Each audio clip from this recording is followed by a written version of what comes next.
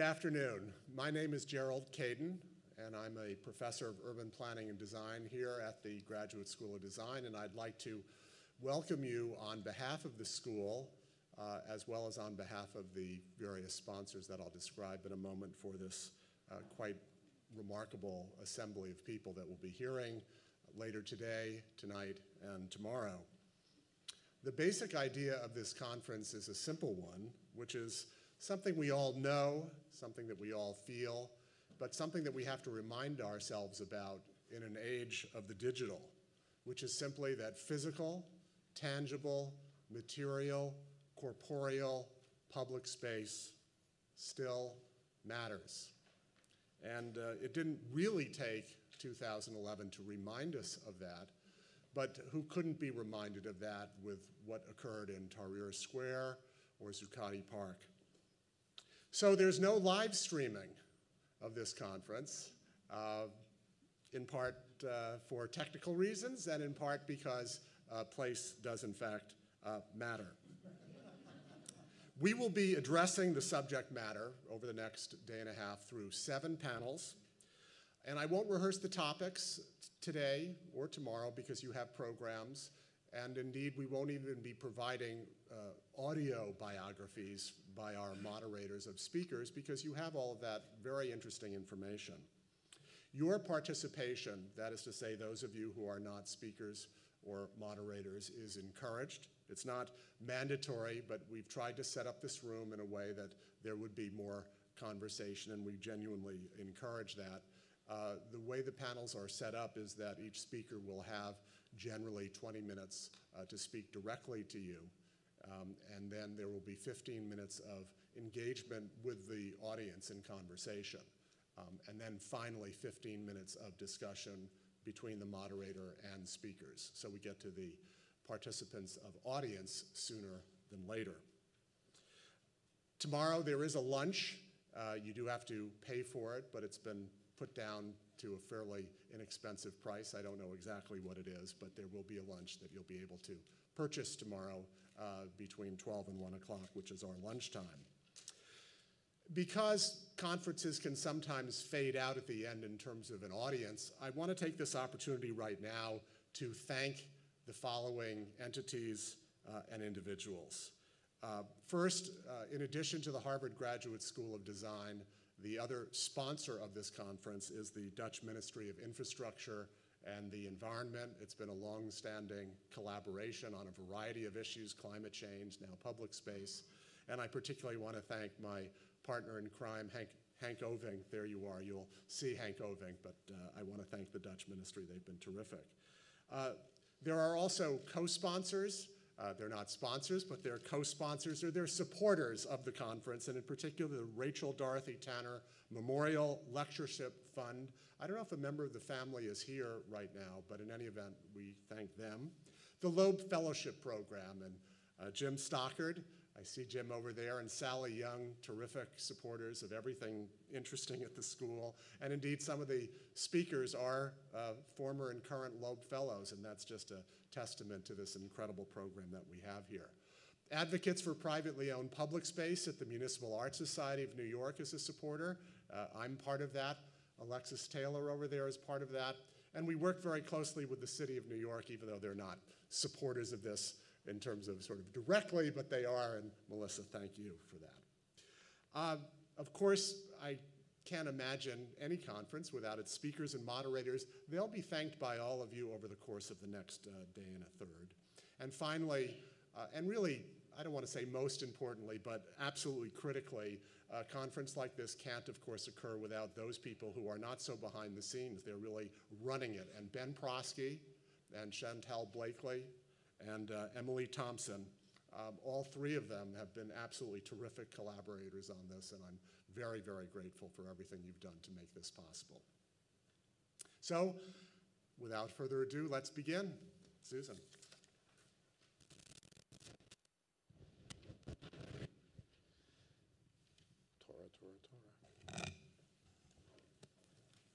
Welcome to Can Public Space Be Privately Provided? I'm Susan Chin, the Executive Director of the Design Trust for Public Space and moderator for this panel. The Design Trust brings design innovation to New York City's public spaces to create a more dynamic and sustainable city. In this panel, we'll debate, and I think I've left some books on the back table. In this panel, we'll debate the pros and cons of who provides and maintains public space. But first, what makes public space public? The general public frequently blurs the boundaries between public and private realms.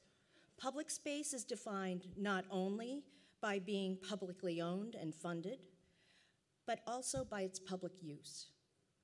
As we increasingly depend on the private sector to create, own, manage parks, open space, and plazas, we find public space often has more variety than what was solely provided by the public sector, a higher level of professionalism, cleanliness, and services, different rules than we might assume,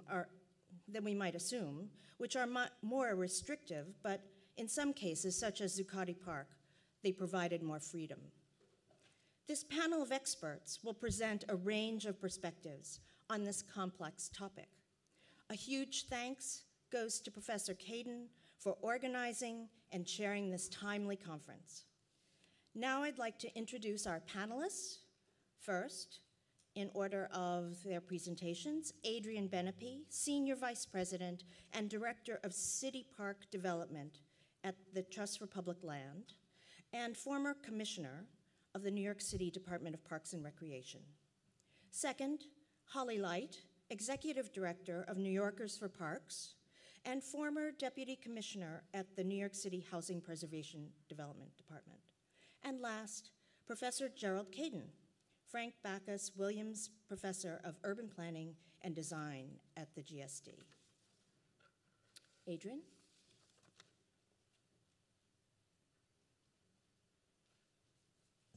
Thank you, and good evening. What a pleasure and an honor it is to kick this off. I'm Adrian Benepe, and it's a pleasure to be up here in Cambridge from New York. There are a number of transplanted New Yorkers up here, and if you see people wandering around lost, it's one of us. So we're going to go just quickly into this. It's a really interesting topic, and we really start, when we think about the modern park system, with the 1930s. And it's the period of the greatest expansion of the park system in New York City, and really around the country when you have the WPA. And there will be a bit of a New York orientation here, and that's just simply because I spent the better part of 35 years working in New York City, particularly in the New York City park system. But the WPA in the 1930s ushered in a dramatic expansion and renovation of the park system and the development of a lot of models for what parks and playgrounds should look like. In addition, I point out to you this, and this is sort of an important theme to think about. This is one of the many parkies, the professional parks maintenance workers who were sort of born out of the Depression and the civil service. And then, of course, the landscape architects, the construction supervisors, the surveyors, all of the civil service professionals who made up the cadre of 2,000 people in the design and construction division of the Parks Department during this great flourishing. And of course, those 2,000 architects and landscape architects and engineers, the creme de la creme of their profession who got jobs, built this. They built the Aquacade at the World's Fair, and they built the Rotunda at Riverside Park and the whole West Side improvement. The 11 Olympic swimming pools that opened in the summer of 1936, the hottest summer in the history of New York City. And of course, Orchard Beach, the great works of the WPA.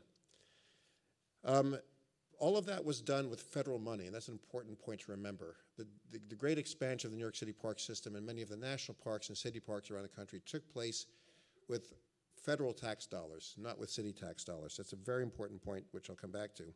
But there were some other traditions in New York and in other cities of philanthropic largesse, of leading citizens who were giving gifts to the city. And one of the earliest such gifts was the Naumburg Bandshell in the early 1920s in Central Park. It was a sort of neoclassical intrusion into the Victorian landscape of Olmsted and Vaux. And in fact, not too long ago, they wanted to take it down and bring back the sort of Victorian Gothic bandstand. There was a lawsuit that prevented that, but one of the acts that played, it's hard to believe that the Jefferson Airplane played in the Central Park bandshell at a free show.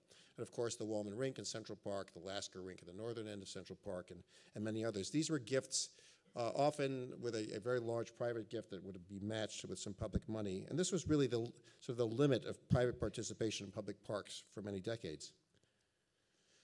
By a long period of decline started in the 1950s. The federal money, of course, disappeared by the end of the 1930s. And Robert Moses, who was Parks Commissioner for 26 years, started complaining by the 1940s. And of course, you had World War II, and the money simply dropped away. A long period of decline led by the 1970s, when New York City almost went bankrupt, to a spectacular decline of the city park system. These images were sort of typical of the New York City park system. And it's the park system I encountered when I first started working for the Parks Department. And there was this series of investigative articles in the New York Times in 1980. But 1980 was also a year that things started to turn around. And they started to turn around with the private sector. Another early sort of mingling of the private sector and the public sector happened on Park Avenue. You know, in fact, the first public-private partnership for public space in New York was not the Central Park Conservancy, though many people think it was. It was on Park Avenue, where in 1945, private citizens got involved.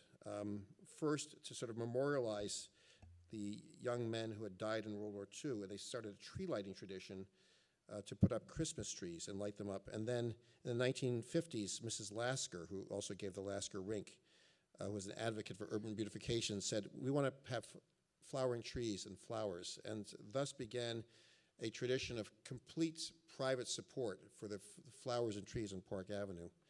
And that was really one of the earliest sort of creations of private support for public space in New York.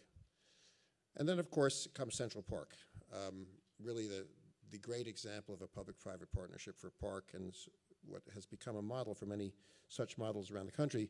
Central Park, of course, like all the other parks, had fallen into a terrible state of decline. This is what typically Central Park looked like. This was the mall. That's the bandshell off there to the right. All of the horticulture, there was no horticulture being practiced. Everything was covered with graffiti. This was the boathouse at the Harlem Mere at the north end of the park. It had been built in the 1930s as a boathouse and a snack bar, turned into a disco briefly, and then torched by the disco owner when it wasn't working very well. And this was the park that I encountered when I started working for the Parks Department in 1979. Now, right at about this time, some interesting things happened. Things had gotten so desperate that had been suggested that the National Park Service was the only entity capable of running a park. And it was seriously put forward that the National Park Service should federalize Prospect Park. At the same time, Professor Savis at Columbia University did a study of sort of the management of Central Park and made some recommendations that it shouldn't be managed by a series of operational silos, but it should be managed by one entity, perhaps in some kind of a public-private partnership, which had authority over the design, the construction, the maintenance, the programming, and all of those things. And that study was taken very seriously, and other things happened. The economy began to turn around. The city had been rescued from bankruptcy. Ed Koch was elected mayor. He appointed a bright young man named Gordon Davis, who knew nothing about parks, didn't have a single thing of parks in his background.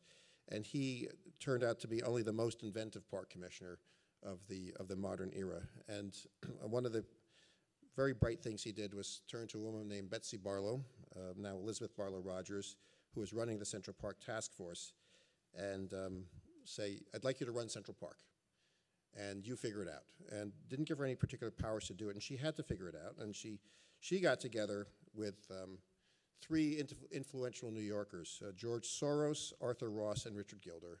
And they said, we need to follow the same model that they have for all the great cultural organizations, for the museums, for the cultural institutions, for the performing arts halls, and get leading New Yorkers to save this park, because clearly, government is not ready to save the park by itself. They need leading New Yorkers to help. And so you had, for the first time, government saying, welcoming in influential New Yorkers and saying, we need your help, and you guys sort of figure it out, we'll be here. But the thing that I want to reinforce is, at all times, the Parks Commissioner, Gordon Davis, and the mayor said, you can do this thing, but remember it's a city park. So this is in fact, the park that I encountered in the summer, just to make this personal for a second. In the spring of 1979, I was recently out of college, and through a series of interesting coincidences, I ended up getting a job as a park ranger. And this was the sheep meadow in 1979. And that's me standing near the sheep meadow, giving directions to people. And then that fall, the city put some money into putting new sod in the sheep meadow, and this is what it turned into. And my job that fall was to stand there in that uniform and tell people why they could no longer play touch football or soccer, and that this would be a passive use lawn, that there would be one piece of grass in the entire city of New York where dogs couldn't go and you couldn't do sports, where you could actually let your baby crawl and the baby wouldn't eat, a roach, and I mean that kind of roach, or the other kind of roach too. Or a piece of broken glass. And that was Central Park. So, and the Central Park Conservancy had no power at all. It had no legal authority to do any of this, and it just started doing things. So it hired young horticultural interns straight out of college and said, we need to start doing horticulture again. And they started, one of the very first things they did was remove all of the graffiti, hundreds of thousands of square feet of graffiti. It was covering every surface in the park, and said, we're going to get rid of it and make sure it doesn't come back. And gradually took on more and more of the responsibilities for the park. So the great lawn, as it used to look, where when you just play sports all day long and you don't give it a rest, and then as it was restored in the mid-1980s with a 2-year wait to get the grass to grow, and now it can be used for sports and for just hanging out on a beautiful day. And then, for 15 years, the Central Park Conservancy and the city of New York lived in sin. They're cohabitating, but they finally decided they needed to get married. By this time, the Central Park Conservancy was virtually running the entire park, and they were doing it on a handshake, or not even a handshake. And so Mayor Giuliani at the time, with then Parks Commissioner Henry Stern leaning over him, Betsy Barlow on the right, the current Central Park Administrator on the far right, Doug Blonsky, and a group of other members of the board got together and signed this historic agreement, which effectively gave the Conservancy the responsibility for managing the park under terms of a very carefully spelled out contract. So it's essentially a license agreement, a contract for a nonprofit organization to run the park on behalf of the city and to receive a fee, a management fee, almost as if they were managing a co-op or a condo, but a very modest fee for managing the whole park. So this was this great period of flowering of the park, and many landscape architects. I should give a shout out to landscape architects, Marianne Kramer, Judith Heinz, Bruce Kelly, and Phil Winslow, who were the pioneering landscape architects who oversaw this spectacular restoration of the park as a landscape, and that was a very important point. So the same approach was taken to Prospect Park. Just a year or two after Betsy Barlow took over for Central Park, a woman named Tupper Thomas from Minneapolis, who had moved to New York, and Betsy was from San Antonio. They're both sort of irrepressible with their energy. She launched the Prospect Park Alliance. Similarly, they started to take over more and more of maintenance of Prospect Park and restored this other great work of Olmsted and Vaux. And here you can see the old Kate Wallman rink and the brand new, just about completed Lakeside Center designed by Todd Williams and Billy Shin, and Christian Zimmerman, who's a landscape architect, who beautifully restored the landscape around the lake behind it. So this project is sort of a typical public-private partnership. It's a $70 million new facility, state-of-the-art architecture, green building, and about half of the money is private and half of it public. A very complicated, very successful project. And so in some ways, the Central Park Conservancy and Prospect Park Alliance were the sort of the creation, and they begat many, many other similar partnerships. Shortly thereafter, a different model, and now you come to a different model, from the straight philanthropic model to the business improvement district model.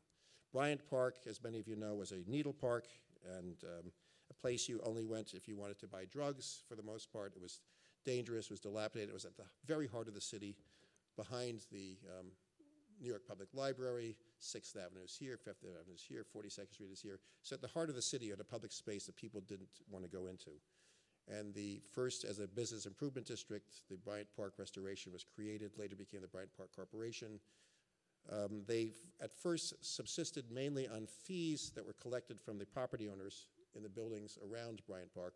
and then realized that they could do better by having events and having restaurants and cafes and things, provide a service and make some money. So now the Bryant Park of today, it's, you'd say standing room only, but everybody has a chair, so it's sitting room only on a summer lawn, and it's full of events, a free ice skating rink, a winter holiday market.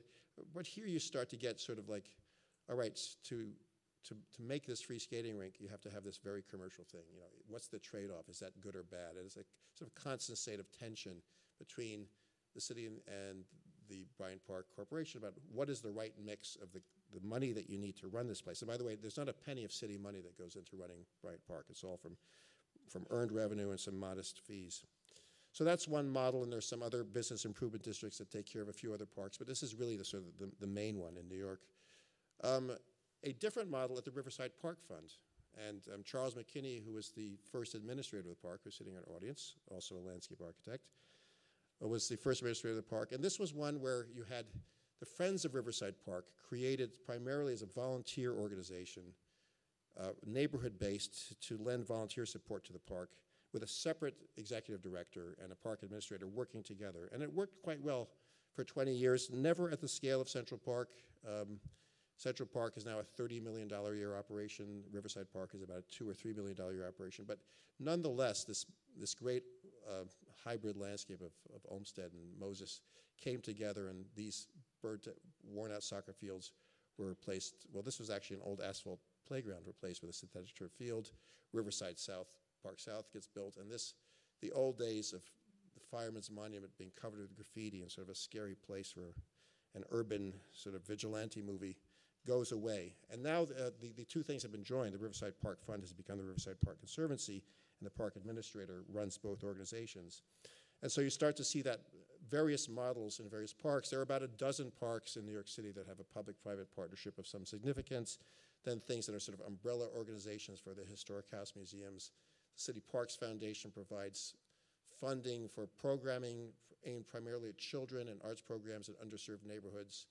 Of course, New Yorkers for Parks does not support a specific park, but is an advocate for parks in general, and often in an adversarial way where they think that things are not exactly right, but their main job is supporting the fact that New York should have great public parks. So these are some of the groups that the Central Park Conservancy Alliance begat. And then you come to a whole different model in the late 90s and the early 21st century, which is public-public partnerships. Brooklyn Bridge Park, of course, the old industrial waterfront here, no longer needed for piers and shipping. It could have become condos. The neighborhood thought that was not such a great idea, advocated for a park. And I will point out also in our audience is Mariana Koval, who was the first executive director of the Brooklyn Bridge Park Conservancy, a private sector partner of the two governmental entities who worked to create Brooklyn Bridge Park. And Brooklyn Bridge Park has now evolved, so it's pretty much all of this now, all greened up, a spectacular new design. And there's a different model now for revenue. So this former Port Authority pier area, which used to derive revenue for the state of New York and New Jersey, is now a public park, $400 million in public funds invested in creating this park. And they set aside some sites, about 10% of the total area along the edge, where buildings either existed, there are some existing buildings, or would be built on some of the smaller sites, residential buildings and hotels, to create revenue to support the $16 million a year that this park is going to need. So that's one model, and somewhat controversial in aspects, but it seems so far to be working. And there's about $4 million a year coming in revenue, and the park is about 2/3 done. So that waterfront park is heralded as a great success. In fact, the greening of the old post-industrial waterfront is celebrated by Nikolai Urasov in the Times as being one of the great successes, one of the great legacies of the Bloomberg administration. The same kind of model applies at Hudson River Park, where the revenue from various piers is supposed to support this spectacular park that lines the west side of Manhattan. This is what is now the park used to look like. But there you start to have a little bit of tension, because there isn't enough revenue coming from one of the sites, and a big debate going on now about whether to change the law to allow a residential building on one of the large piers there. And then the newest hybrid, what I call grassroots activism on steroids. The High Line, of course, love this picture. It's like a model railroad set. Look how clean and organized everything is. The train coming out of the building, so cool. But the High Line in its old days, and then it's, I guess, you could say these are the salad days in some ways. But this was going to be torn down. The mayor of New York wanted to tear it down. All the adjacent property owners said, it's a blight. I'll never be able to make any money with my property. And then the neighborhood rises up. Josh David and Robert Hammond. I'm sure you've heard all about it. The rest is history. High Line has saved $150 million public investment in creating this elevated public park. It now receives about 5 million visits a year. It's one of the major tourist destinations. And the city, having done a major investment in rezoning in this area, has already seen $2 billion in economic investment in new buildings alongside the High Line, and has already more than recouped in net new taxes all of the money it originally invested. So it's a very interesting kind of model, and the Friends of the High Line who run it pay for the entire expenses of operating it, except for the security, which the city does. Another kind of a more traditional grassroots movement was to save the Bronx River. This is what it looked like in its more bucolic northern stretches. But the Bronx River Alliance was formed based on a consortium of neighborhood-based environmental activists. They got together, an administrator was appointed, a nonprofit Bronx River Alliance was created, and today the Bronx River is largely restored with beautiful waterfront parks along the side of it. An example of a grassroots-based effort to do public-private partnership. Frankly, it will never attract $100 million from the neighbors, but they are able to leverage a lot of federal funding and other funding with small amounts of private funding, so it's a very different model. Then you go across the country. Clyde Warren Park. This is the sunken highway that runs through the middle of downtown Dallas, separating the arts district from a residential district. And in a public-private partnership started sort of in the 1960s, but not actually the idea was proposed in the early 2000s, and then there are some grants, and the $110 million project covers over this bleak stretch of sunken highway with a brand new park, joins the two neighborhoods, and the city of Dallas owns it. It's managed by the Woodall Rogers Park Foundation, and an interesting model of a public-private partnership to solve a real urban blight here in Dallas. Same thing in the Olmsted-designed Piedmont Park in Atlanta. This is what Piedmont Park looked like with the abandoned swimming pool and the kudzu vine covering some of the older structures here. Too much of it being used for parking and essentially an abandoned landscape, and then all of those things, the kudzu removed, the swimming pool restored, the parking lot turned into a beautiful area of the park. And right next to downtown Atlanta, a nicely revived public park with a public-private partnership. Similarly in Houston, Texas, where you can see the befores and afters with a public-private partnership. In Houston, Texas, again, much of this based on some of the pioneering work in New York.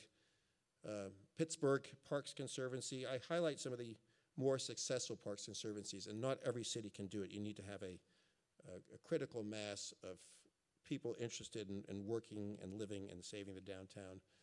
But even in Louisville, two interesting examples, the Friends of the Olmsted Parks, who create the Louisville Olmsted Parks Conservancy, and then the 21st Century Parks, creating a whole new group of parks where they're going to be creating, with $120 million, a brand new bunch of parks worthy of Olmsted and Vaux, including, in this case, you have a $60 or $70 million gift from one family who is sort of leading the creation of this park. So it's a totally different model.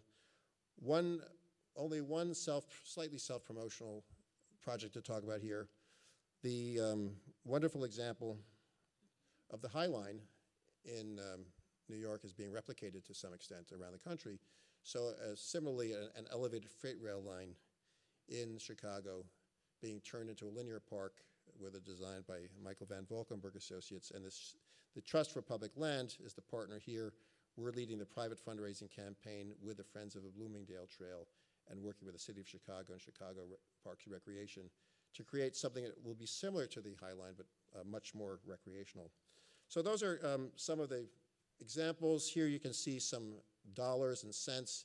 In New York alone, $166 million in fiscal year 11 in private donations, and what it gets raised for just annual operating support, capital endowment, others, the kinds of programming some of these partners offer, and then, much in some ways more valuable than the money which is given is the 1.5 million hours of volunteer labor that come into parks. In fact, most parks do not get significant money, but get volunteer labor. So what are the lessons? The benefits of public-private partnerships are really quite fundamental. Private funding gives you a lot of flexibility to do things that you can't do with government funding. Alternative management structures can be tried out and experimented with. One of the best things that happened in Central Park was the development of zone gardeners, putting a gardener in charge of every sort of 4-acre area so you can have one person overseeing each piece of the landscape. Private money can do a great job of leveraging public funding. You put $1 million in of private money, you can extract $2 or $3 million in public money to get a project going. This is really important, perhaps one of the most important points of public-private partnerships. Governments come and go. You get good mayors, you get mayors who care about other things, you get mayors who care about parks, budgets come and go. Not until you had the advent of the private-public partnerships did you have a continuity of interest and people holding government's feet to the fire. And so it's unlikely you'll ever see a decline of parks as you saw again in the 1970s because so many people are so invested as citizens in the life of the parks, and you get this platform for citizen involvement. The government had a monopoly in all parks for many years, and now you have citizens involved, sort of challenging government to do a better job. And what are the assets and drawbacks, and how do you make these work? It's very important, if you're going to give management responsibility, to have a contract with performance-based measurements, and the city must have board membership. Local government has to have the final say on policy and what happens in the parks. On the other hand, you want to empower volunteers, you want them to be involved. Very delicate balance. There are some council members who say, we have to have rules for how conservancies function. The risk there is that you start to impinge on the entrepreneurial spirit, and the board members say, I don't need a place, I don't need to give my money with a place with so many rules. I'll go, give money to the hospital or to the opera or something. So you have to sort of, that's a delicate balance which the government people have to work on to maintain, make sure people stay interested in this. How are they doing? Ed Koch, how am I doing? I think they're doing pretty well. Somebody once said to me, how can I replicate the Central Park Conservancy in my city? And I said, it's very simple. Make sure you have a really great park in the middle of your city, and make sure that that park is surrounded by 30-story apartment buildings, and that in those 30-story apartment buildings are millionaires and billionaires who are extremely philanthropic, stacked up on top of each other. You can replicate the Central Park Conservancy, and in fact, you can't really replicate the Central Park Conservancy. You can do variations on the themes, and nor should you try. The beauty of them is they're different models. Are they replicable? Absolutely, but you should be making sure that you have a very flexible idea about what they are, and being open to new ideas is important. And with that, I conclude. Thank you very much.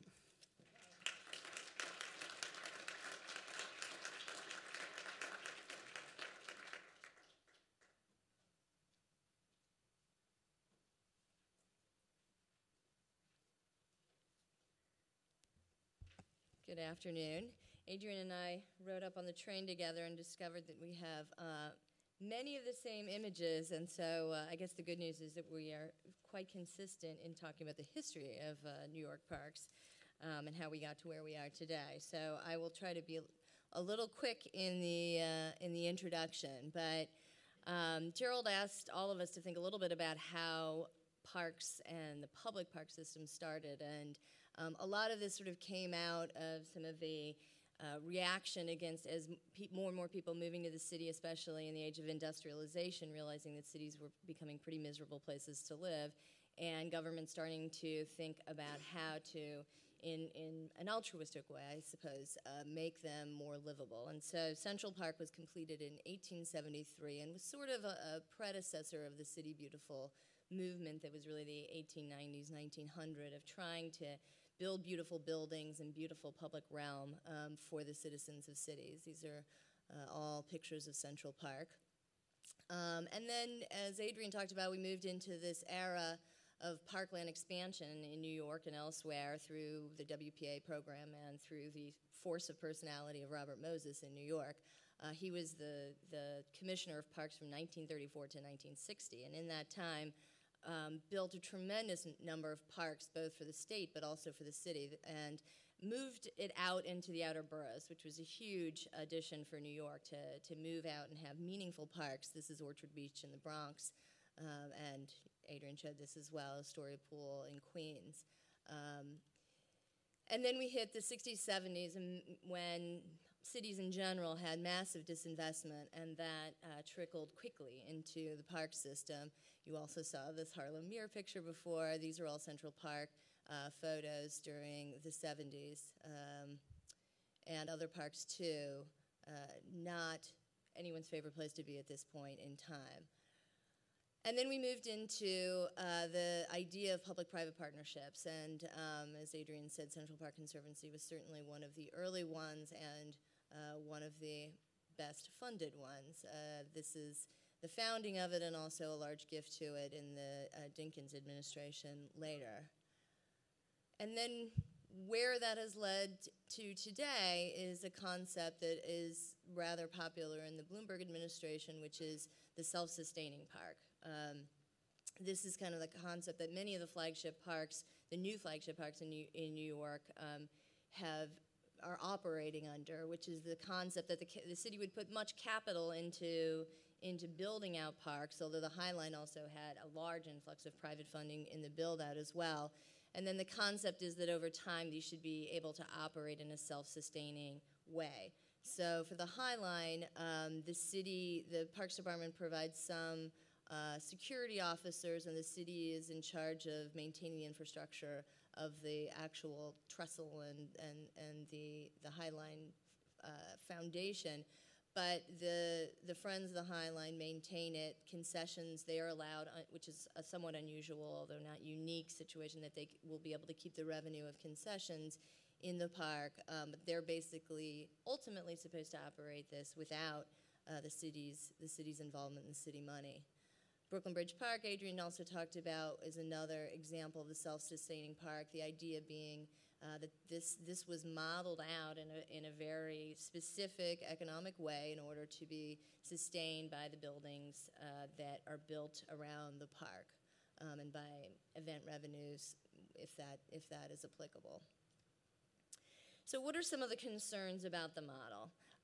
The first one and the biggest one is probably privatization, which is the concern that if you're allowing a lot of private money and private funders to run a park, are they going to take it over, and is the public going to be robbed of that public space?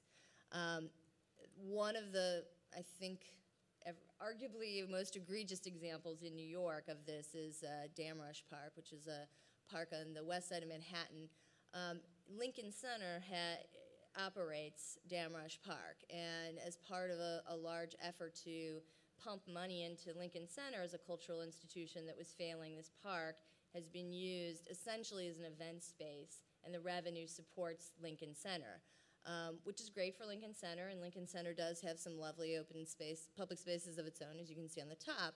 But this is not sort of a place in the middle of nowhere. This is a populated residential neighborhood. This is one of the few public parks right there, and it's essentially, people will vary on how much of the year it's taken over by private events, but the neighbors have told us 10 months, let's say it's at least the majority of the year. Big Apple Circus operates in the whole park from October through January. Fashion Week has been relocated from Bryant Park. Adrian talked about Bryant Park. There was a lot of pushback on Bryant Park having too many events, and Fashion Week got moved up, which Fashion Week is actually more than a week. It's a couple weeks in the year. That's been moved now here, and in fact, when that happened, 67 trees had to be taken down in order to accommodate the infrastructure for Fashion Week. And then there's other special events throughout the year, and so this is essentially, now some people have argued, well, it wasn't a great park to begin with. That's not untrue, but that doesn't necessarily mean it should be taken over by private events for 7 to 10 months of the year. So I think this in New York is a big example. This is under litigation for alienation of parkland. A similar example where we coordinate with our sister group in Chicago, and they have a lot of concerns in Grant Park. The Lollapalooza festival has been allowed to take over Grant Park in the summer every year, and there's a couple interesting things about this. One is that other events have not been allowed, and so there's this feeling of kind of favoritism. Why does this event get chosen and other events don't? It always results in tons of damage, and that's kind of accepted at this point. The festival is responsible for the restoration, which one year was as much as $1 million in damage to the park, but there's no real time frame for when that has to be done. And so that has dragged out. In some years, there have been portions of the park that have been cut off due to damage for extensive periods. So it ends up meaning that the privatization goes longer than just the period of the festival. Millennium Park, another example in Chicago, when this was built with a lot of private money. It was very successful fundraising for the park. And especially early when they were still trying to raise more money for the build out of it, corporate sponsors were allowed to close off sections and have private events. And so there was an event where this area around this piece of art, the Bean or whatever it's called, Cloud Gate, is particularly attractive. So there was a period where for an entire day and night, Toyota was able to close this off and people couldn't access that area. They got a lot of pushback on that. Then they started making them only night events where corporations could essentially pay to use this space, and other people were not allowed in it during that time. Another element of Millennium Park, and I think reasonable minds differ on if this is an offensive thing or not an offensive thing, but they have sold off pretty much every inch of that space, and this really kind of moves us into the issue of commercialization. So even if you want to argue that these spaces are not privatized, a lot of them are sort of now, it's a more common model. This is also the case at Lincoln Center, where spaces are being sold off for naming rights and things like that. And the question is, does that sort of cheapen the park user's experience if everywhere you're kind of accosted by the names of corporations and logos and other things, as opposed to just feeling like this is truly the public realm? This is another example in Chicago on the left. On the lakefront, a private individual, I guess an entrepreneurial individual, told the city that he would give them free trash cans if he could then sell advertisement on the trash cans. This was a pilot project that was done for a year, and at the end of the year, there had been a lot of pushback, and they canned the program, so to speak. I just thought of that right now. This on the right was a RFP that was released last year for New York, and I don't think this was the Parks Department's idea. This was a required revenue. The Budget Department has consistently been pushing all agencies, including parks, to come up with more revenue, and it's not always easy to do that. And so I won't speak for Adrian, but I would say somewhat under duress, the Parks Department had to release an RFP, and it offered the opportunity for corporations to sponsor dog runs and put their logo on dog runs. I've never actually seen a structure like that in a dog run, but put their logos on dog runs or on basketball courts. My understanding is that after extending the deadline for this several times, there were not satisfactory responses, and so this too got canned, and it has happily not happened, so we didn't actually have to have the philosophical debate about it. But I think a lot of people were really concerned about what this would mean, and also the slippery slope. Okay, maybe I can see an Alpo sign and a dog run, but what does that mean next? Are we just selling off piece by piece in our parks? Another big issue in New York, and this has come up a lot if you follow the papers, there's a lot of discussion now about, does this lead to inequity? Because not every park is going to be able to raise $100 million.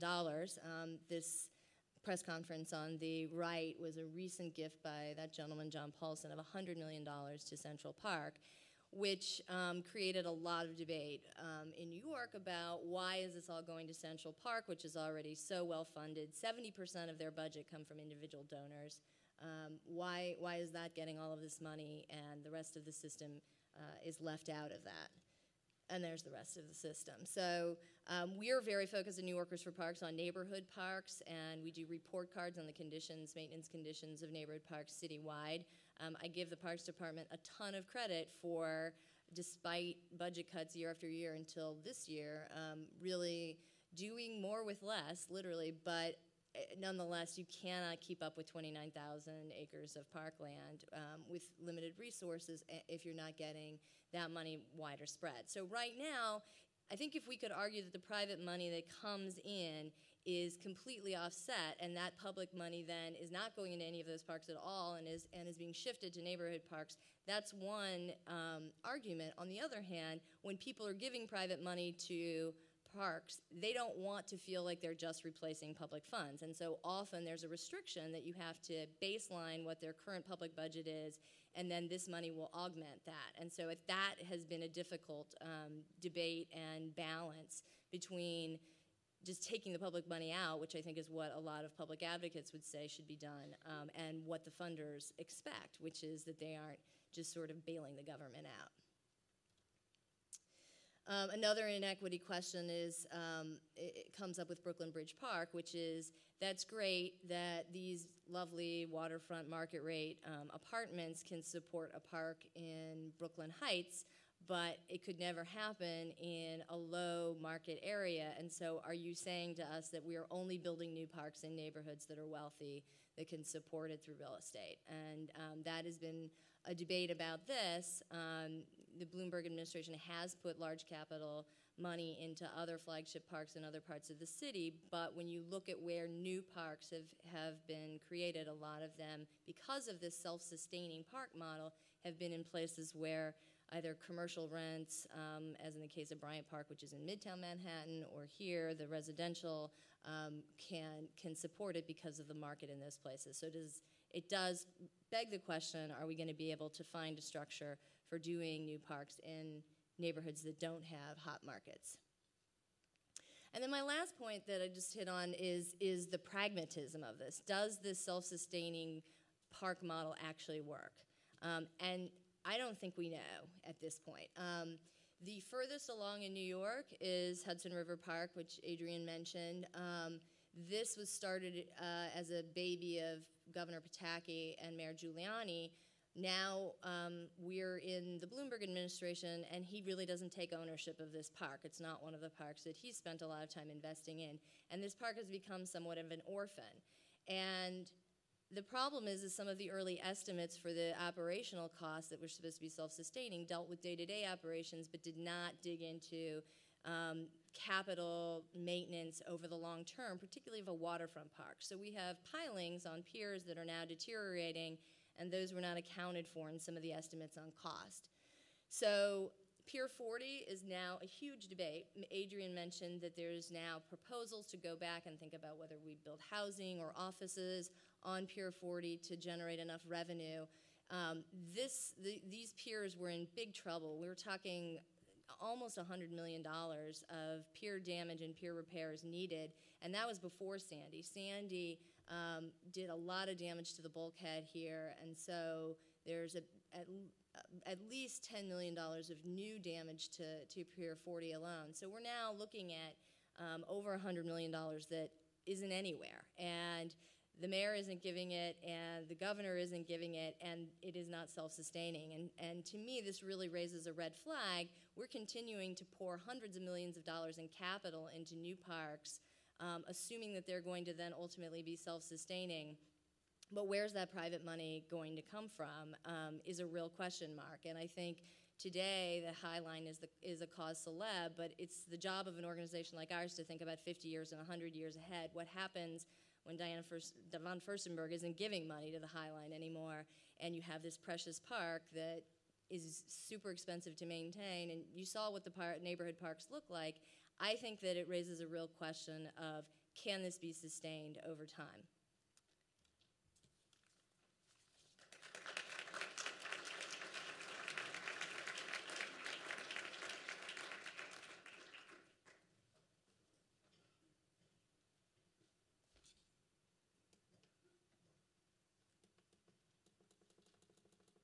I'm setting the 20 minutes.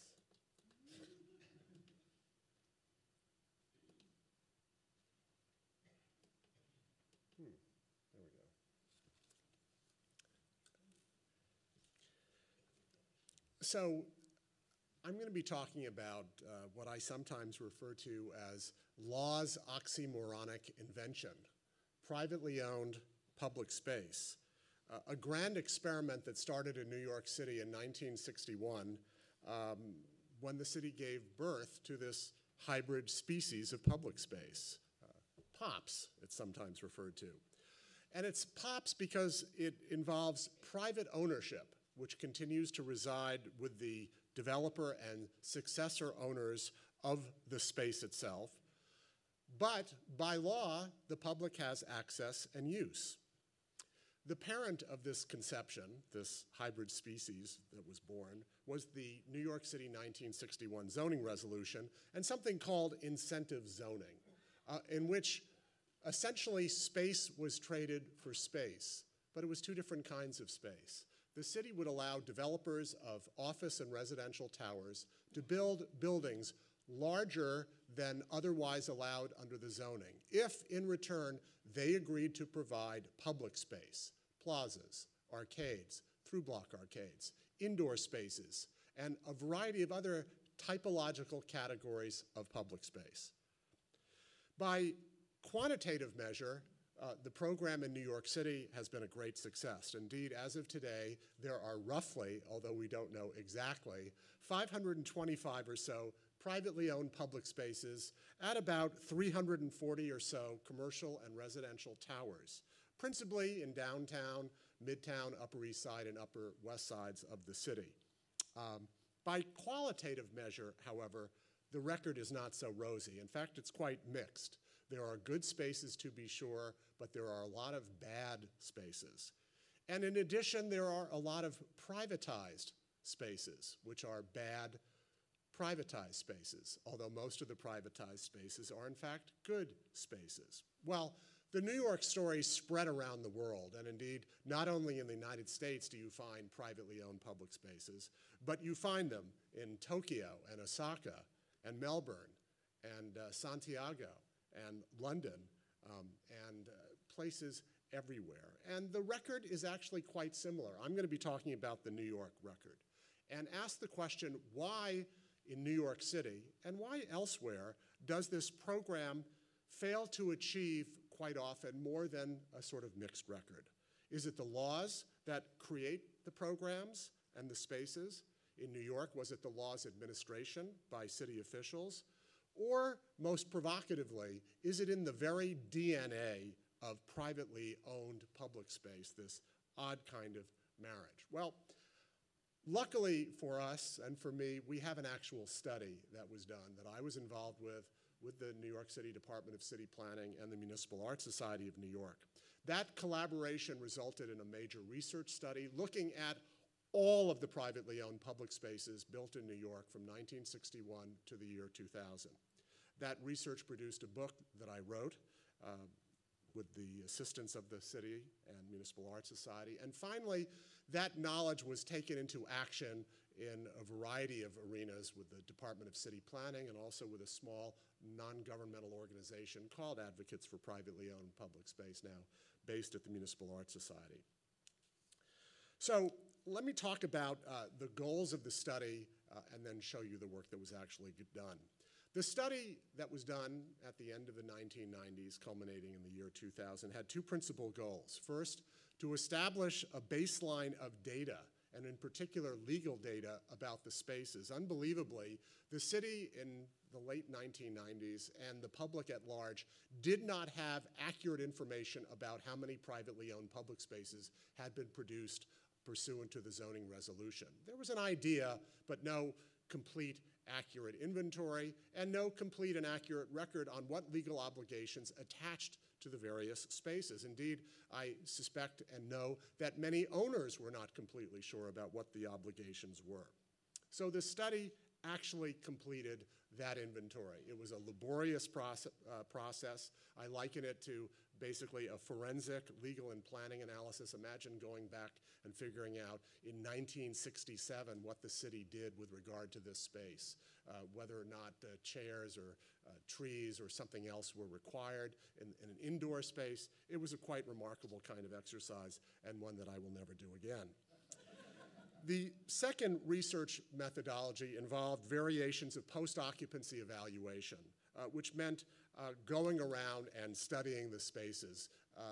The evaluation followed the sort of systematic techniques that have been developed by a lot of researchers, but in particular people like William H. White. I did this post-occupancy evaluation, and it involved visiting every space. That was 503 at that time, privately owned public spaces, on multiple occasions at different times, taking photographs at all of the spaces, drawing site plans at all of the spaces, observing and recording user patterns at all of the spaces, and interviewing users at all of the spaces. Although I should correct myself, I couldn't always interview users or observe or record user patterns for the obvious reasons that in a lot of spaces there were no users. And then I interviewed managers and owners, designers, public officials, and community representatives. So, as I said, in 2000, 503 privately owned public spaces at 320 commercial and residential buildings. 14 specific legal categories of public space: plazas, residential plazas, urban plazas. After the study, now we have public plazas, covered pedestrian spaces, open-air concourses, elevated plazas, through-block arcades, and I could go on and on. Each of them very specifically and differently defined by law. These 503 privately owned public spaces covered over 3.5 million square feet, or 82 acres of land in the city, with a median size of 4,820 square feet. That's altogether roughly 10% of Central Park if you took all of the spaces and put them down on Central Park. It's 30 average city blocks in New York. As I mentioned, most of the spaces are located in middle and upper income areas of the city, office and residential precincts, and that's because of the basic mechanism that produces them. Again, a reliance on the market. So where developers want to build office buildings and residential buildings and really want to build them so much that they want to build more than otherwise allowed, that's where you get a privately owned public space. But you don't get it in other areas of the city where there's no demand for the trigger office or residential tower. And that raises an important equity issue of the geography of privately owned public space, similar to what Holly was talking about with parks in general, as to where they are, and what Adrian was talking about if you want to reproduce Central Park and, make sure you've got a centrally located park with millionaires and billionaires who live around it. The city, by the way, granted over 20 million square feet of additional floor area to developers for the spaces, of which 16 million square feet was built. That's about 8 Empire State Buildings. And one can ask whether the exchange was worth it from society's point of view. That's a whole different kind of question. The study that I did with the city and the Municipal Art Society looked exclusively at the privately owned public spaces on their own terms, just in and of themselves. Not was this bargain worth it. Were these spaces themselves good, notwithstanding that we've got a lot of larger buildings in the city now that go beyond what the zoning originally anticipated. So let's take a look at these spaces. The model for all of this, and the lights can come down, was indeed the Seagram building and that plaza in front of the Seagram building. That was basically what this was all about. And the Lever House, catty-cornered across the street. Indeed, the people who drafted the model for the zoning resolution, the consultants, Voorhees, Walker, Smith & Smith, literally looked at these spaces and put these photographs in their book. That was the model for the zoning resolution. So what about these spaces? Well, here they are. This is what you see. This is perhaps the most famous. Let me even take the word perhaps out. This is the most famous privately owned public space probably in the world, certainly in New York City. Zuccotti Park, open to the public, no skateboarding, rollerblading, or bicycling allowed in the park. By the way, this sign doesn't exist anymore, as we will see in a moment, or in 5 to 10 minutes. Here's another one, terrific kind of space. There are very good spaces that are used by lots of people. Here's one of my favorites, 590 Madison Avenue, the IBM building, previously called IBM building. Terrific kind of space, well used. This is Zuccotti Park for a moment, a several-month moment, very heavily used.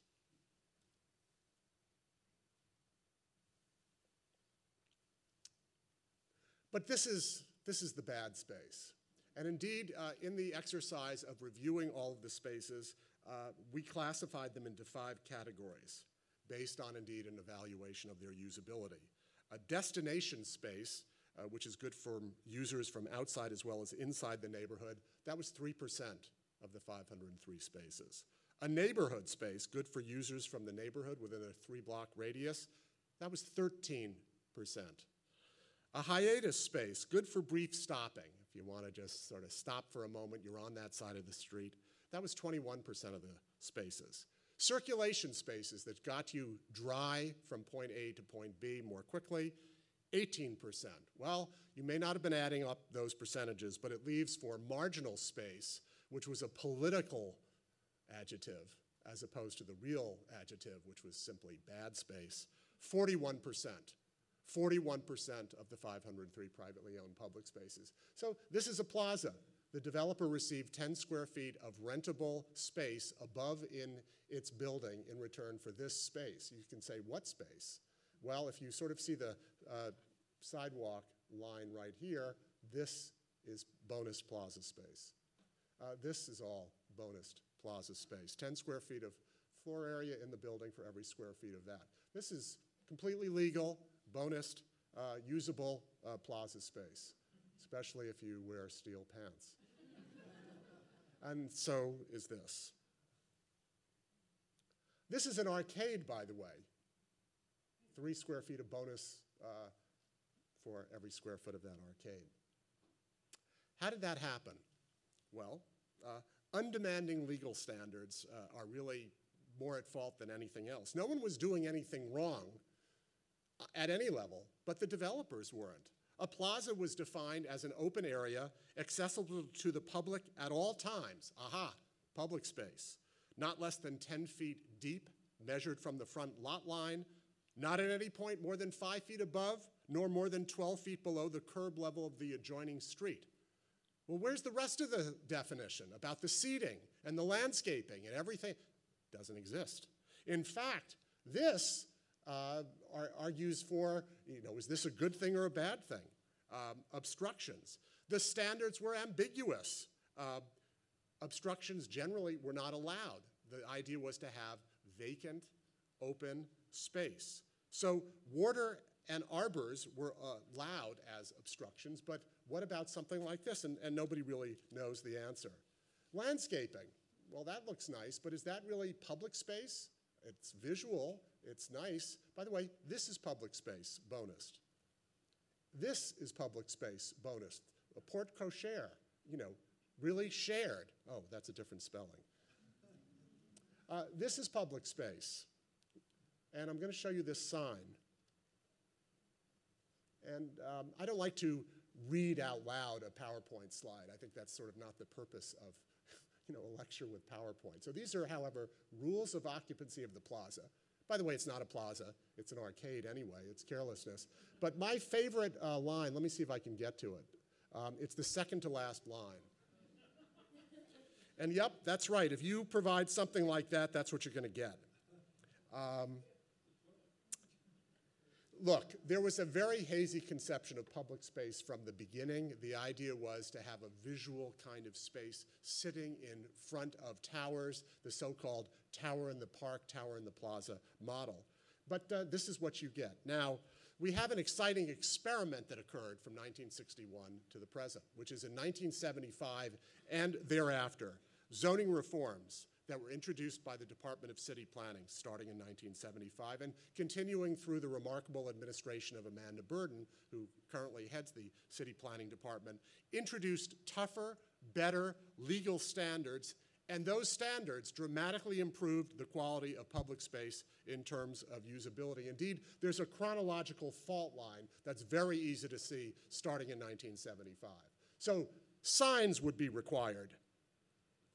Functional amenities, 1 linear foot of seating for every 30 square feet of plaza. Landscaping, trees, bike racks, drinking fountains. And the spaces are just much, much nicer and much more used.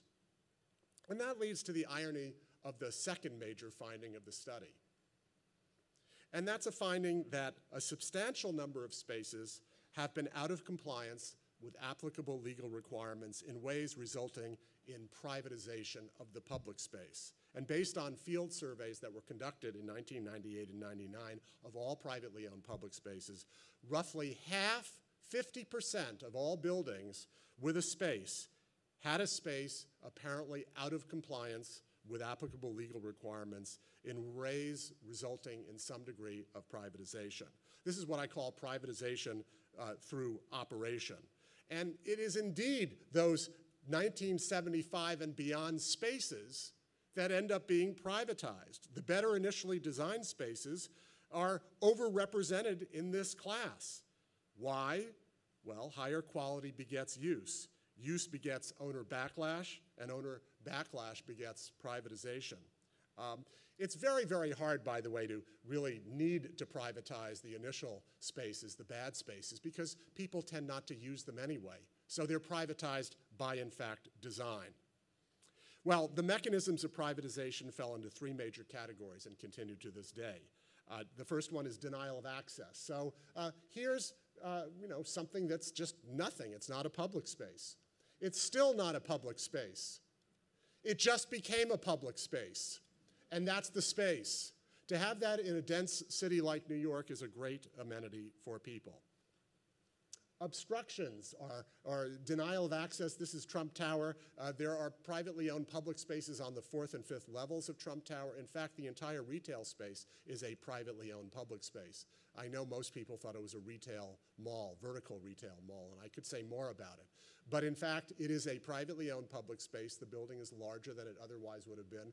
There are open spaces outdoor on the 4th and 5th levels. Go to them, you'll get into one. Normally, the other is normally locked.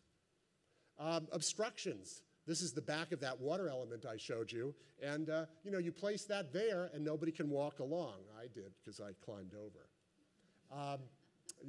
This was up for 2 years. They were waiting for a part for the escalator that took you up to this elevated plaza. It was coming over from Germany on the slow boat.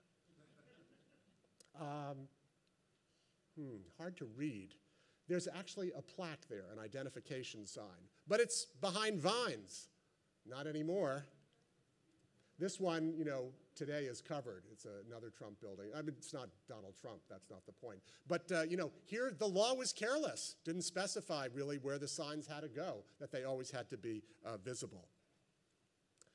Second category, denial of access. Second is annexation of public space by adjacent private uses. I call this brasserie bulge, cafe creep, or trotteria trickle. You can use whatever alliteration you want. But the point is that users must pay for a meal or for a drink or something in order to use the space.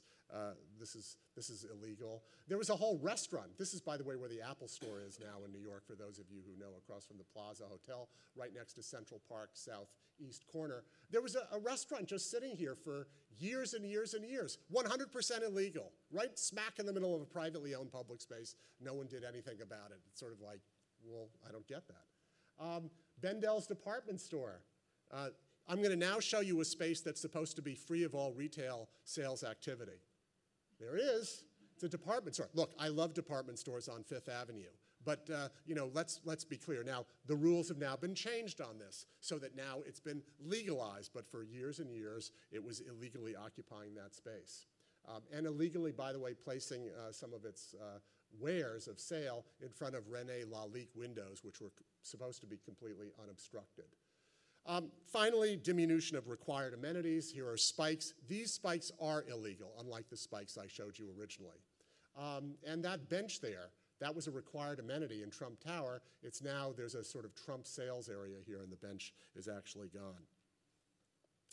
Look, properly provided, these spaces do remarkable things for people. We've got challenges, to be sure. Today, the security challenge is very, very real, and it's changed the nature of privately owned public space. And then Occupy Wall Street reminded us that there were other uses beyond the sort of casual, recreational, leisure uses of them. So here's that sign that I showed you before. Here's the new sign. And they could have just said no Occupy use of the space, and it would have been much, much, much clearer. So look, at the end of the day, there's an inherent tension in law's oxymoronic invention of privately owned public space that cuts against the public interest. Commercial and residential building owners providing them in New York, Chicago, San Francisco, Tokyo, Hong Kong, and Melbourne, and Santiago, and everywhere. They're doing it to get the bonus, to get the extra floor area. They're not doing it because they want to provide public space. Okay, fine, that's the deal if we're going to do this dance with the devil. And it applies not just to privately owned public space too, but to other kinds of things. So you really have to be very, very careful in the sorts of laws that take into realistic account the tension between private ownership and public use. Legal clarity and specificity are necessary because letter of the law compliance by developers will be the norm. Monitoring and enforcement must be institutionalized in advance. I like to say, to plan is human, to follow up divine. A lot of follow-up. Get the documentation, the monitoring. The equity issue of public space exists here, and multiple publics need to think about and be encouraged to take stewardship of this asset that we have in whatever cities. So people ask me, well, are you for them or against them? Well, I've made a nice academic living off of them. I'm sort of, and I do have actually an answer. I do see potential benefits to be realized in harnessing private capital for the public good through public-private partnerships. In my more hyperbolic moments, I refer to these spaces as a decentralized Central Park. But it requires intelligently conceived and carefully implemented design, law, and stewardship. To achieve this, it's a task fraught with added complexity when public and private interests are yoked together to serve the public good. Thank you very much.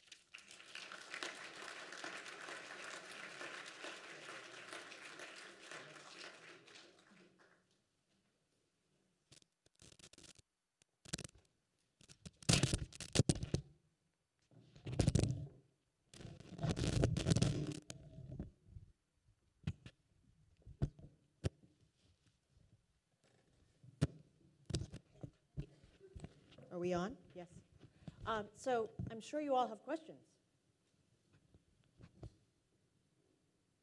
No questions?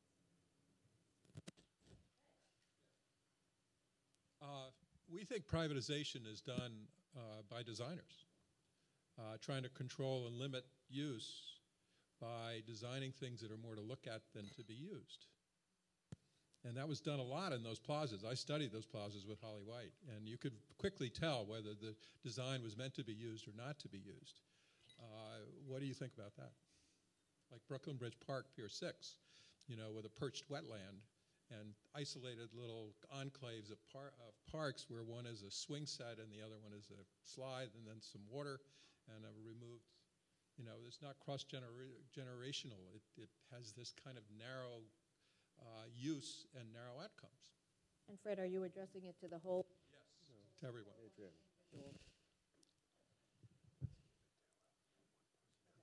I think a successful design will stay successful, no matter what the sort of trends are for how people want to enjoy parks. I mean, I think a perfect example is Central Park, where nobody who sort of strolled the winding paths in their hoop skirts and full suits in 1880 could have foreseen the days of people running around in lycra underwear. And yet it's still a successful park. I would disagree with you vehemently about Brooklyn Bridge Park. I think Brooklyn Bridge Park Pier 6 is a spectacular design throughout the park.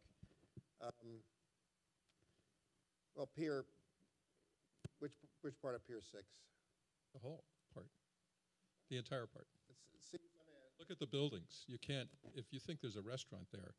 Well, the restaurant isn't there yet. But it was last year. But it was, it's very popular. You go there at sunset, people are playing volleyball, and there are parents out, and it's the most crowded, most successful playground in the history of playground design. So I view Brooklyn Bridge Park as being a huge success. We could have a good debate, but others. But you design a better mousetrap, the world will beat a path to your door. It's standing room only in those playgrounds from morning to night. So I go there every day. You may view it as not being a success, but everybody who uses it thinks, I wish I had playground like this in my neighborhood.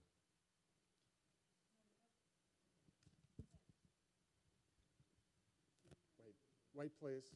Microphone. And introduce yourself also. And that was Fred Kent, a Project for Public Spaces. Peter, please. Peter Marcuse from Columbia. It seems to me there's an underlying issue that all three of the presentations raised, but nobody has discussed squarely. It's the concept of spatial justice. These are all discussions basically of what's happened in Manhattan in New York. And the question of whether there isn't a public concern about the equality of the parks, of the public spaces that result among the different geographic areas of the city needs to be discussed. You can either ignore it, as it seems to me Adrian did in his presentation, or you can refer to it but figure that you have to live with the law as it is, or you could reject the idea entirely. Living with the law as it is, there is an alternative that hasn't been mentioned, and that is spreading the benefit spatially across the city. There was an argument, for instance, about whether public school parent-teachers associations could pay privately for giving music instruction in public schools. And the resolution is yes, but half of the contribution has to go to the Board of Education for the provision of equal services in other parts of the city. And I wonder whether that couldn't be done both on the self-sustaining, that you can't just do Central Park, half of that has to go to the rest of the city or whatever, and even perhaps with the privately owned public spaces, that part of that benefit has to go to other parts of the city. I'll take the first part. I think that is a viable idea, and I think it was difficult when this came up a lot. It's interesting. It didn't come up when the first big Highline gift of $20 million was given, but it came up a lot after the $100 million to Central Park. And the thinking was, well, there it's this donor. You can't. And the sort of argument from the city is, he was on the Central Parks board. We couldn't do that. Now I think that now that that's been out there, we absolutely could create that kind of fund, and in the future, everyone would be on notice that those kinds of gifts would have some percentage that would go toward a community fund. And there are discussions in the city, and we're part of those discussions about something like that happening now. The flip side argument that we hear is twofold. One is that will deter donors. I'm not sure. I'm not a wealthy enough person to understand if that's true or not, but I tend to think it's not. The other is that no one says when somebody's going to give money to the Metropolitan Museum or to a hospital that they have to give a percentage of it to the Veterans Hospital or to, the Queens Museum and not Metropolitan. And so it kind of raises the question, are parks somehow inherently different than other cultural institutions, if you will? I would argue that yes, as public space, they are, and that this probably is a model that should be piloted and tested, and let's see if donors are truly frozen in their actions. My guess is probably not.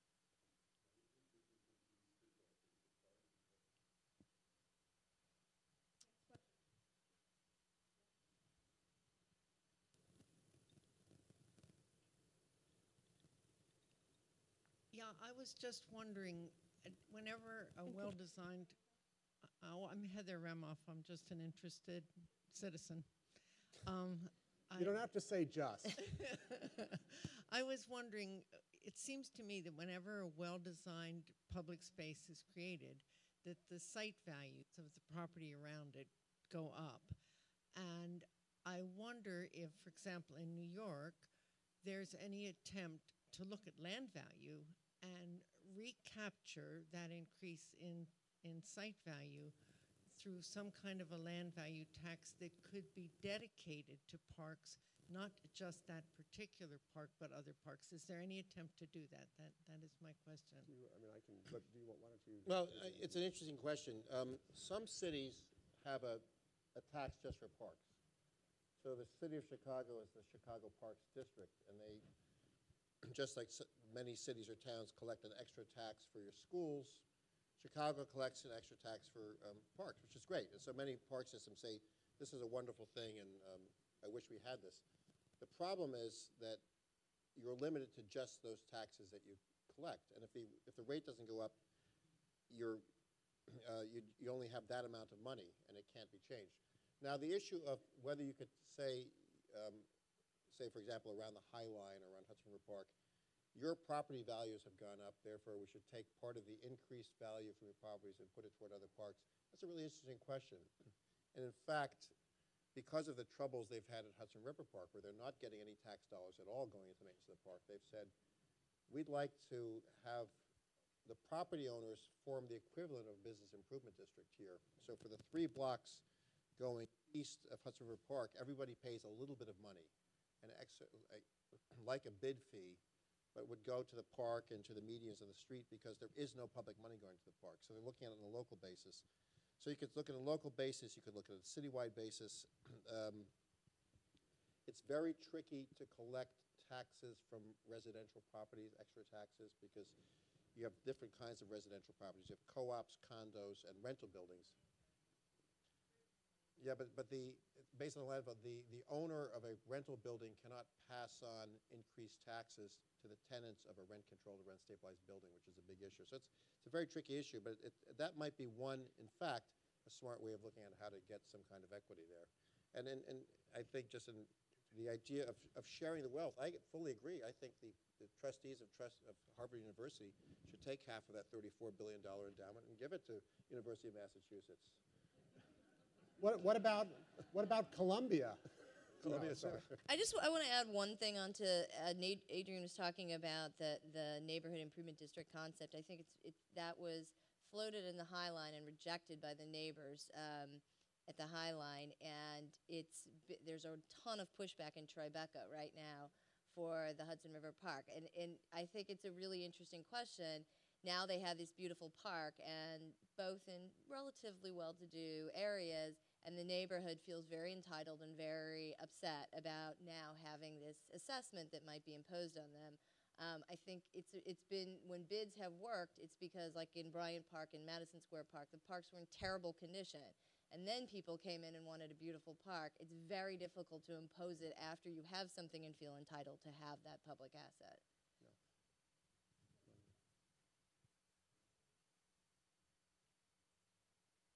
My name is Camilla Ween. I'm a former Loeb Fellow and I live in London. I'm currently researching a project to establish urban quality indicators to actually look at the public realm and to be able to evaluate scientifically how good that space is or not.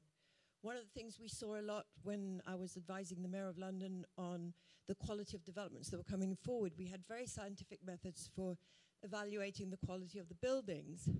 When we looked at the public space, it was, well, if the pictures were pretty, it was fabulous public realm. If the pictures were lousy, it was crap. And there was no science behind it whatsoever. So I'm thinking, if you have a set of indicators that you look at, the sustainability, the accessibility, does it support the community, so on, would that have helped, A, in particularly the projects that you, Gerald Caden, spoke about in New York as they were coming forward for development, but also, could you somehow use those indicators post, if it falls into decline, and it's obviously, as most of those places you mentioned, could you use them sort of retrospectively to force the landowners to upgrade or to commit to what they originally committed to? Yes. So I think the answer is yes to everything you've just said. I think indicators are very important, and indeed I'm going to be talking a little bit about this tomorrow morning when I have another 15 minutes to talk more generally about public space. I think there wasn't really any science at all, and we can talk about what we mean by science behind the first series of plazas that were provided. The science was basically, we want to have a space in front of a tower. It was, again, the tower in the plaza model that was the Seagram model, which was pre the zoning, and the Lever House model, which was pre the zoning. That was literally what this was about. So I don't think anybody really thought, and I don't want to give the little story until tomorrow of sort of proving that, nobody really thought about public use with these public spaces, and yet they were open and accessible to the public. So they were just meant to be pictures that were setting the building off right there. Holly White, William H. White, came along and did some degree of science. And there's a dispute about how scientific it all is, but he began to observe certain phenomenons and correlated, chairs with people sitting, that kind of simple kind of thing. And that's been taken forward by Project for Public Spaces and many others, as indicators. Some people think they're not sophisticated enough. Others think they're very, very good, and let's march forward with them. I think the answer is, historically in New York, it wouldn't have made a difference, but that's because of the phenomenon of why these spaces were originally created. I think today, going forward, absolutely, that kind of thing helps to design criteria and legal standards for better spaces, and then applying them as post-occupancy evaluation. Again, the only way you do that is to have some degree of criteria. The issue is, if you identify a bad space, but it's legal, what are you going to do? And that requires a whole different set of policy actions. My name is Alex Sulam, and I was wondering if some of these conservancies and trusts that run these places, these privately owned public spaces, if their interests somehow, in some ways, might become divorced from that of the general public or other stakeholders. For example, the Friends of the High Line. There was these developers in the Chelsea markets adjacent to the High Line are expanding. They want to expand their building, and they went to get zoning rights from the city to expand. But many of the people in the neighborhood were opposed to it. In fact, it seemed like the Friends of the High Line were the only people that voted for it. And the developers were going to give the Friends $20 million. The city finally brokered a deal where they're going to give a third of that and devote it towards public housing and youth groups. But these development agencies, the conservancies, they're getting money from people, from concessions, and also from real estate interest alongside. So do they have some type of conflict of interest there? Well, interesting question. If you looked at the pictures of the park systems of New York, which could have been the pictures of park systems of other cities in the 1970s, when there was no private involvement in the parks, you had a government was taking care of the parks using taxpayer money, and they were doing a really piss-poor job of it. And I can say that as a public employee and somebody who was working there. And there was no accountability, and there was no law. There were no, many public services are governed by laws or court decisions, civil service regulations that say you must have certain types of services provided by government. There's no law that says a park needs to be kept clean, or that it must be a gardener for every 10 acres, or an attendant to clean every sandbox. So you had this terrible eroding away of standards, and then it's only with the advent of some of these public-private partnerships that the concept of standards has returned. And an interesting thing has happened. As parks got better, people in neighborhoods that didn't have a conservancy said, I want my neighborhood to look like that too. So whether that had an impact or not, the city of New York ended up spending hundreds of millions of dollars fixing up parks that were not downtown, that were in Far Rockaway or in Inwood or in the South Bronx. And then taking some of the lessons that were learned with some of the private groups of saying, okay, we need to have zone gardeners. You need to have a gardener for every few parks in each neighborhood. And that turned out to be a pretty good success. But then how do you sustain that? It's really hard to sustain. So at the High Line, you could say, it's a bad idea to let the Friends of the High Line keep the revenue from the cafes there. On the other hand, those revenues enable the place to be maintained. It had 5 million visits a year. People visit New York just to go to the High Line, the same way they go just to go to the Metropolitan Museum. And there's record tourism. And you say, well, that's unfortunate. If you walk around the streets of New York, you can barely get around. But it's great for jobs. And one of the few growth sectors in the last few years for unskilled labor has been in hotels and restaurants, and many of those are union jobs. So when you get 52,000 tourists visiting New York every year. That's a huge, big deal. And if part of that is coming to see parks and recreational spaces, that's a really good thing. And a final thought is there's, I think, a misplaced notion that Central Park and Prospect Park, which are supported in large measure by private dollars, are parks for rich people. And I would say for those of you who believe that, you should go to Central Park on July 4th and see who's actually using the park, and see that at one end of Central Park is East Harlem and Harlem, which last time I checked was not exactly wealthy people, a lot of working people and poor people living in public housing projects who get to enjoy a spectacular park.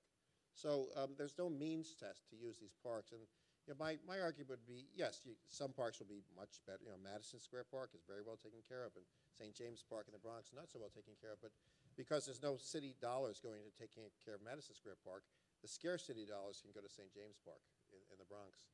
And that when you have this effect of lifting up the quality of some parks, everybody wants better parks. And in fact, the parks of New York and many parks around the country have improved a great deal because it's more of a, people have now seen, oh, parks can be nice, and we want nice parks. But I do think you hit exactly on the conundrum, which is what happens when the Conservancy's goals or their pressures aren't aligned with public. And I think that is where there has to be vigilance. And I think that the Lincoln Center is one of the really prime examples where Lincoln Center is not there because they care about that park.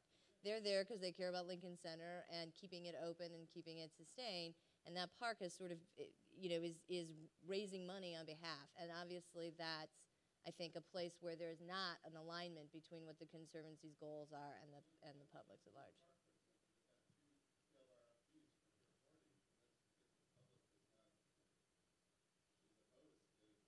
They feel that those RFPs would overdevelop Pier 40, and that would change the quality of the park and also change the quality of the neighborhood. Hudson River Park is complicated because the legislation is... Well, it's legislated, yeah. The RFPs failed because Hudson River Park decided they didn't like the responses, and because the legislation is too limiting as to what the uses can be. There was no public vote about it. It was the board itself deciding, we don't like the proposals we got. They're not really going to do what the park needs. But people were very opposed to them, too. I think And some are very much for them. I mean, there's a mix of public opinion.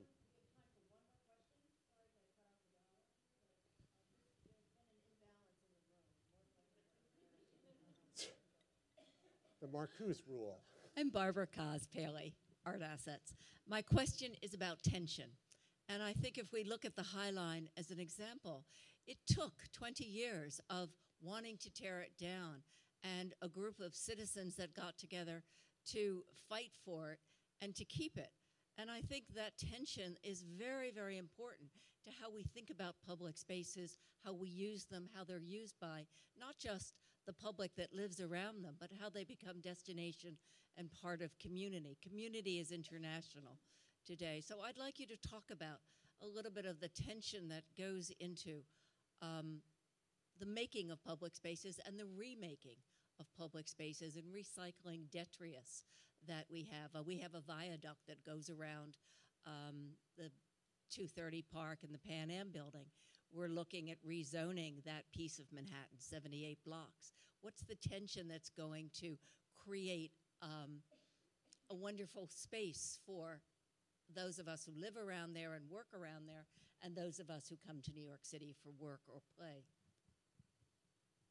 I think that those kinds of tensions and moments of high anxiety around a space like a Zuccotti Park, in the end, they end up making for a much richer public space. And I think certainly the Zuccotti Park situation has brought renewed visibility on privately owned public space and what are those supposed to be, and should they be regulated, and how should they be regulated, and who gets to use them. An example that's going on right now in New York is there are 3 development proposals in and around Flushing Meadows-Corona Park, which is not in one of these wealthy neighborhoods, the largest park in Queens that does not have a conservancy, and it's suddenly making people think, why would we talk about alienating 13 acres of parkland for a Major League Soccer stadium here? And there's a lot of discussions now. Nobody would do that in Central Park. Nobody would do that in Prospect Park. And I think that the tension that some of those kinds of use questions raise end up making for better spaces because it brings stewardship. And where people don't care about their spaces, they don't get the spaces they deserve. And I think stewardship is one of the biggest things that comes out of those moments of tension. But at the end of the day, I think we can't divorce public space from the development of a city writ large. And all of the claims that are apparent every single time a new building is proposed or any action is taken, and the arguments and the conflicts, and we know what those interests are, also appear when public space is at issue. So in a funny way, public space is something that we're focused on. We're going to be spending, the next hour and a half plus all day tomorrow as we end this panel now. But in a way, we have to remember it's just, it's that same contestation that we have in cities worldwide, and it's a remarkable story that's repeated again and again and again with different outcomes depending on the history, culture, economics of that city. But it's not necessarily dramatically different from many of those other battles. Susan.